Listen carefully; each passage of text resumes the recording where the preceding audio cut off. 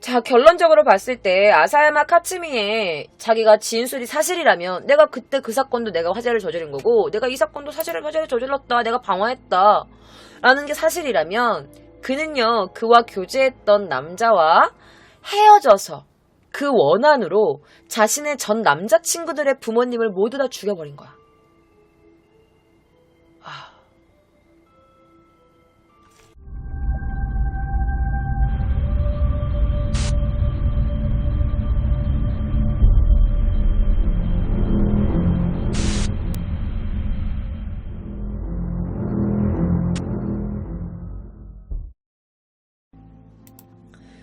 자, 2013년 5월 9일 첫 공판이 열립니다.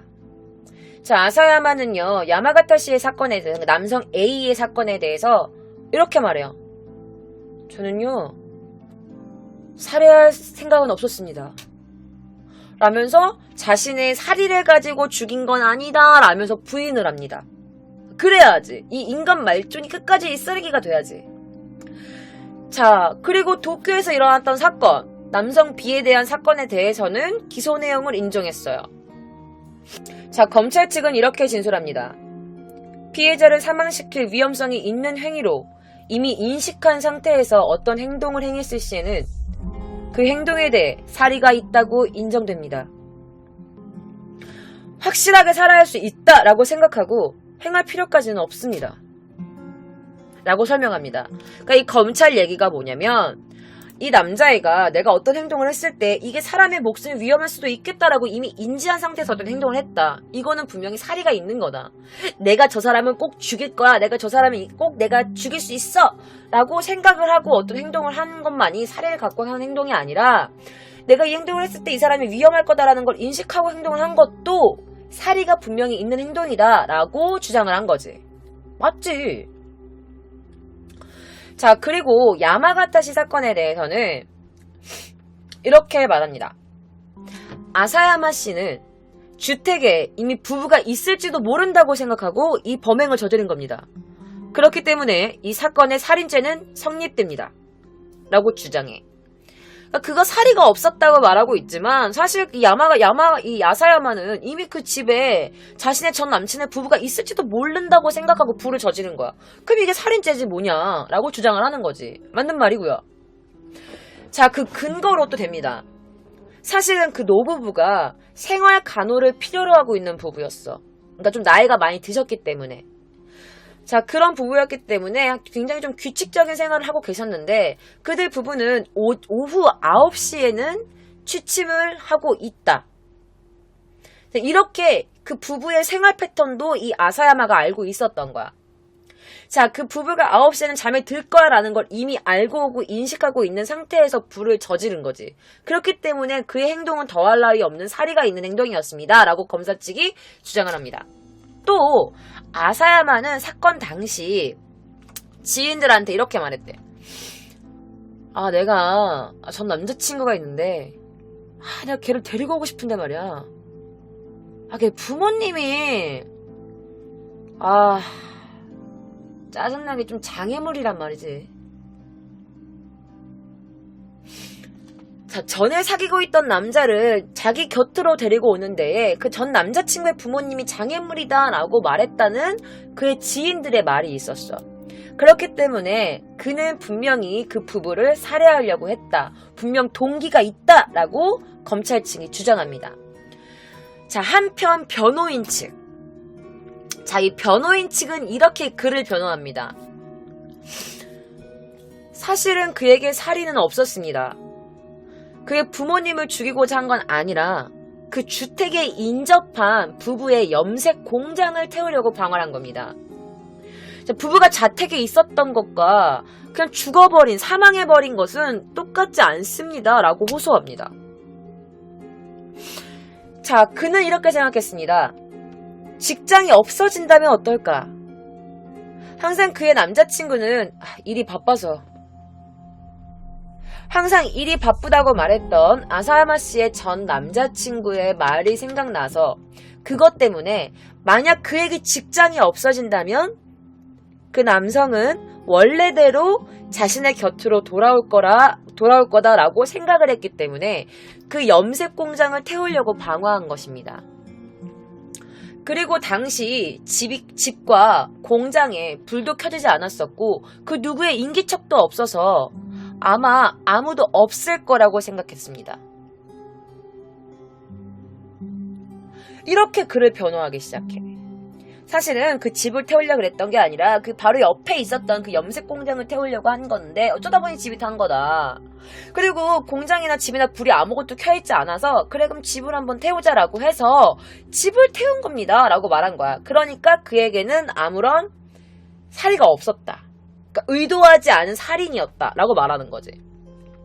자, 아사야마도 질세라 이렇게 입을 나부립니다. 뭐라고 말했냐. 왜? 원래 집을 태울 생각은 없었고요. 그 안채 옆에 있는 그 공장 태우려고 했었던 겁니다. 솔직히 부진해. 아무 차도 없었고 집에 불빛도 없었고 아니 그냥 빈집이라고 생각해서 그냥 가까이 있는 그 집을 태운 건데 진짜 죽을 생각은 진짜 없었습니다. 라고 강조해요. 자, 그의 예전 교제 상대인 남성이요. 최초로 10일 제2차 공판에서 당시의 상황을 증언했어요. 그리고 제2차 공판에서는요. 피해자 참여 제도를 이용해서 그의 동생인 그 피해자의 동생도 이 아사야마에 극형을 해달라고 제발 그에게 사형을 내려주십시오 라면서 호소했다고 해요. 자, 그리고 13일 제3차 공판에서 아사야마 씨의 부인이 증인신문에서 이렇게 말을 합니다.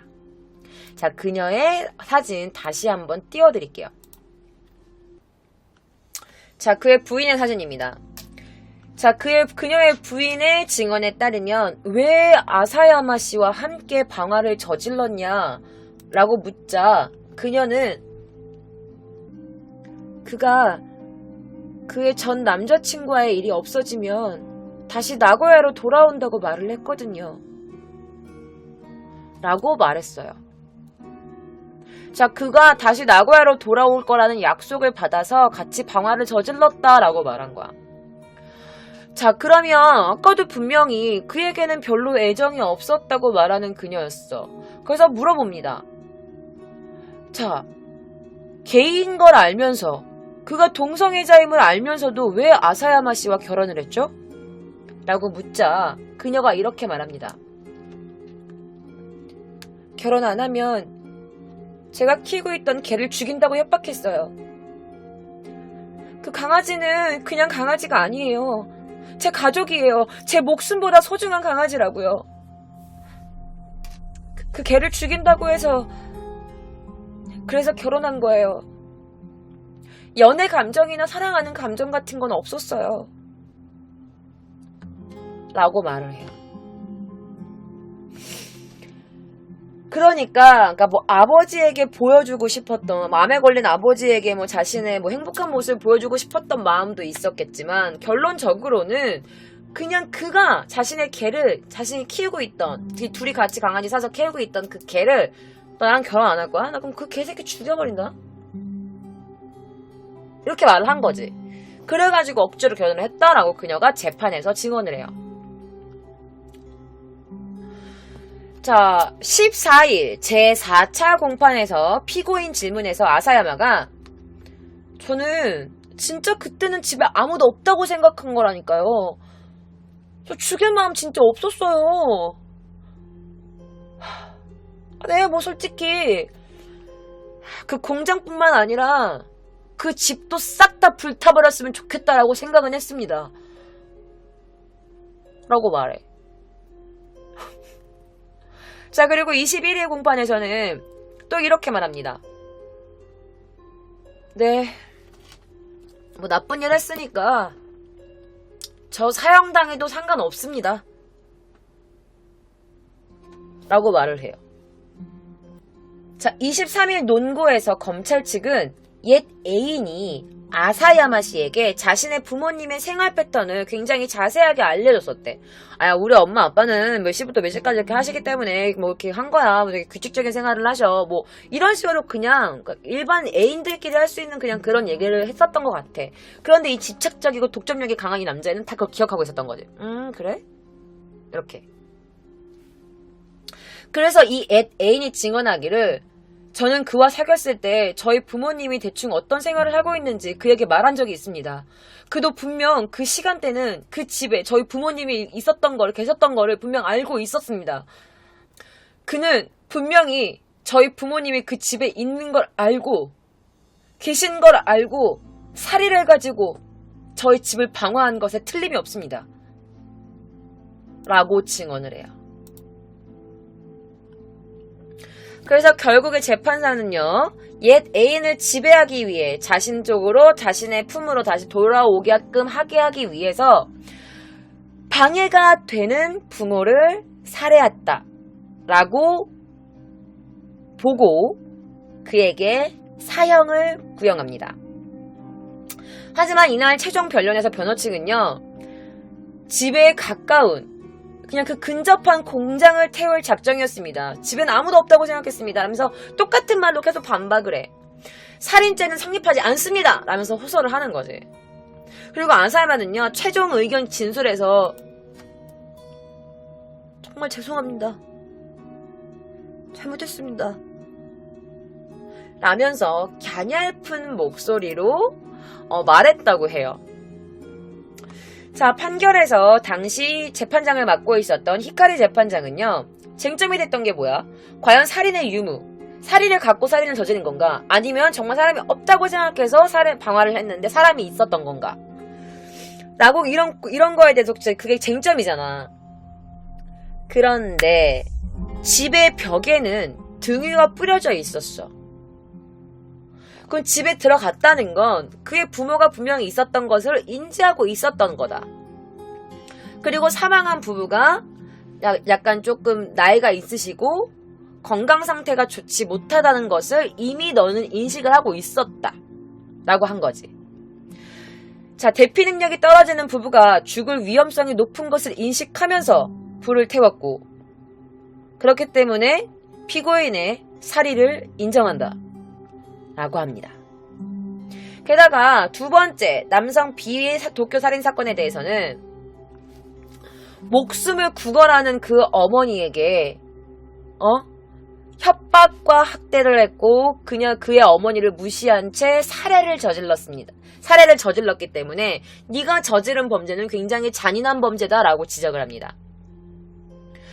교제 상대에 대한 집착심으로부터 야마가타 사건을 일으키고 또 다시 다른 애인의 가족에게 거꾸로 원한을 사고 또다시 잔인한 범죄를 저지른 점. 그러고 나서 전혀 잘못이 없는 피해자가 3명이나 살해되고 또한 일본 사회에 준 충격도 크다. 애인을 되찾겠다는 열망을 실현하기 위해 중대한 범행을 거듭하며 저지른 그 잔인한 범죄는 이 법정은 그 죄가 막중하다고 판단한다. 자, 피고인이 야마가타의 사건 외에는 죄를 인정하고 있다는 유리한 사정이 있더라도 사형은 어쩔 수 없다고 결론 지었다. 라면서 사형을 구형합니다. 그래, 네가 도쿄에서 네가 살인 저지른 거 너 인정한 거 알아. 그렇지만 너 그 전에도 살인 저질렀잖아. 그리고 너 그 집에 노안 그 병든 노모가 있는 거 알면서도 그 부모님이 있는 거 알면서도 너가 불을 저질렀잖아. 너 죽을 거 알고 있었고 그 사람들이 대피 못할 거 알고 있었지? 근데 그 사건 저지르고 또 저질렀지? 그러니까 넌 사형은 어쩔 수 없는 거야. 라고 한 거지. 자, 2014년 5월 2일 항소심청 공판에서 변호인 측은 공소 취지, 그러니까 서로 옛 애인 아사야마 씨의 심한 처벌 감정을 가진 거야. 그러니까 뭐냐면은 변호인은 계속 우기는 거야. 이 남자애가 살해를 가진 게 아니다. 근데 사형이라니 이거 진짜 굉장히 위험합니다. 네? 그게 지금 증언만 있을 뿐이지 뭐 되돌아낸 뭐가 있습니까? 라면서 그냥 끝까지 말도 안 되게 우기는 거야. 살해가 없다. 살해가 없었다. 진짜 얘는 사람 있는지 모르고 한 거다. 그렇게 해서 얘네들이 뭐를 하냐. 자, 아사야마가 피해자의 장남이 그 부모님의 가업인 염색 집을 물려받기 위해서 자신의 곁을 떠났다고 생각을 했습니다. 그리고 일자리가 없어지면 또다시 돌아올 것 같아서 피해자 집과 인접하는 염색 공장에 불을 질렀다고 했는데 그는 피고는 부모님을 배제하려고 하지 않았고 오후 10시까지 그럼 계속 불이 꺼 있었다. 그렇기 때문에 불을 저질렀다라고 했는데 검찰 측은 아닌 거야. 검찰 측은 분명히 부모님의 생활 패턴을 알고 있었고, 그러니까 계속 똑같은 걸로 계속 싸우는 거야. 패턴을 알고 있었고, 그는 분명히 그의 부모님이 집에 있는 거 알고 있었다. 그리고 집에 들어가서 등유를 뿌렸지 않느냐? 그럼 그 사람이 부모님 있는 거 알고 있었다. 맨날 이런 거야. 그리고 근데 변호사는 또 이런 거지. 아니다. 그날 밤 10시까지 불이 꺼졌고 차도 없었고 주변에 인기척도 없었고 그랬기 때문에 아무도 없으니까 지금 불을 저질러도 그 누구도 인명피해는 없겠다 생각하고 불을 저지른 거다. 이렇게 했지만 결국에는 이제 변호사가 그러니까 충분한 증거 조사를 또 하지 않고 부부에 대한 살인을 강압적으로 인정하고 계시며 잘못한 판단입니다. 사형이라는 극형은 너무 무겁습니다. 하면서 변호인단은 그를 변호합니다. 하지만 그들이 또 항소를 냈지만 항소에서도 사형이 판결됐고 공소를 냈지만 공소도 기각돼 버려요. 그래서 변호인 측이 쓴 게 뭔지 알아? 우울증. 아사야마가 우울증이었다. 그러니까 심신미약 상태였다. 그에게 정신 감정을 실시해달라. 그 실시하게 해달라 했는데 그 신청을 또 이제 그 야기소이즈라는 재판장이 이유가 없다. 정신 감정 왜 해? 이유가 없어 라면서 기각시켜버려요. 그 당시의 변호사가 정신상태 등을 나타내는 서면 증거 조사도 냈지만 그것도 기각시켜버립니다. 자, 하지만 다음 공판에서 피고인 질문과 증인 신문은 인정을 해요. 그래서 7월 7일 제2차 공판에서 변호인 측이 두 사람이 사망한 야마가타시 방화 사건에 대해서 살인 없었다, 사형은 너무 무겁다라고 주장하고 피고인 질문으로 이렇게 했어. 아사야마 씨 지금 당시의 심정은 어떻죠? 라고 물어보니까 약간 좀 감정팔이 하는 거지. 그러니까 아사야마는 대단히 죄송하다는 생각이 듭니다. 죄송합니다. 제가 잘못했습니다. 라고 한 거지. 하지만 판결에서 야기 쇼이치 재판장은요, 얘 이미 그 모든 상황을 사전에 파악했던 점, 너 살이 있었어. 그러나 확정적 살인은 아닌 미필적 살이라고 인정을 해요. 하지만 도쿄에서 또다시 같은 사건을 일으키면서 용의 주도하게 계획하고 완전 범죄를 계획하는 등 범행의 악질성이 중대성이 돋보인다. 악질성과 중대성이 돋보인다. 그러므로 사형 선고는 불가피하다. 라고 말합니다. 그래서 결국 그는 사형 선고를 받아요. 자, 그리고 살인과 그러니까 그 살인과 그 방화를 동조했던 그녀, 그의 아내 사유리. 자, 사유리 씨는요, 2012년 11월 13일 도쿄 지방법원의 재판으로 징역 18년을 선고받습니다. 그러니까 구형 징역은 22년이 나와. 자, 그리고 그녀는 그냥 항소하지 않아. 그리고 그 자기의 벌을 받아들여요. 22년을. 자, 남자친구의 부모를 3명을 사랑합니다. 자, 아사야마 카츠미. 그에게는 2013년 6월에 사형 판결이 떨어집니다. 그가 뭐 항소하고 뭐 공소하고 해도 그냥 무조건 사형이야. 자, 그런데 여러분들, 이 남자애가 어떻게 했는지 알아요? 자, 사형 선고가 떨어지고 나서 2012년 3월 25일 오후 9시 5분경에 경시청 하라주쿠서 유치장 구류시설에서 그 유치장에서 그 유치장 거실에서 끈 모양으로 썬 그 시트지 있지. 시트지를 끈 모양으로 쓴 거야. 썰어가지고 그걸로 목을 매달려서 자살을 시도합니다. 자살을 시도해서 의식불명 중태에 빠졌어요. 이것이 3월 26일 수사 관계자의 취재로 밝혀지게 된 거야. 그런데 후에 의식이 회복됩니다. 그래서 30일 날 추가로 기소됐다고 해요. 결국에 2014년 10월 도쿄고법 야키소이치 재판장이 항소를 기각하고 사형 판결을 지지함으로써 그에게는 사형이 확정됩니다. 자, 그런데 여러분 들어보면 진짜 세상 이런 막장이 없는데 여러분 근데 어떠는지 알아요? 이 사건이 사실 일본에서 그렇게 유명하지 않아요. 동성애 파트너가, 그러니까 동성애자, 이 게이가 아내가 있는 것만으로도 굉장히 좀 이슈가 될 법도 한데, 그러니까 게이인 걸 숨기고 결혼한 건 괜찮아. 사람들의 시선이 무서워서 자신이 게이임을 숨기고 아내가 있고 가정이 있고 뒤에서 몰래 다른 남자를 연애하는 건 괜찮은데, 아내가 있는데 대놓고 남자랑 연애하는 것도 이것만 해도 굉장히 이슈가 될 법한데, 자신의 전 남자친구들의, 남자친구 애가 아니라 복수형이야. 남자친구들의 부모님을 살해한 거야.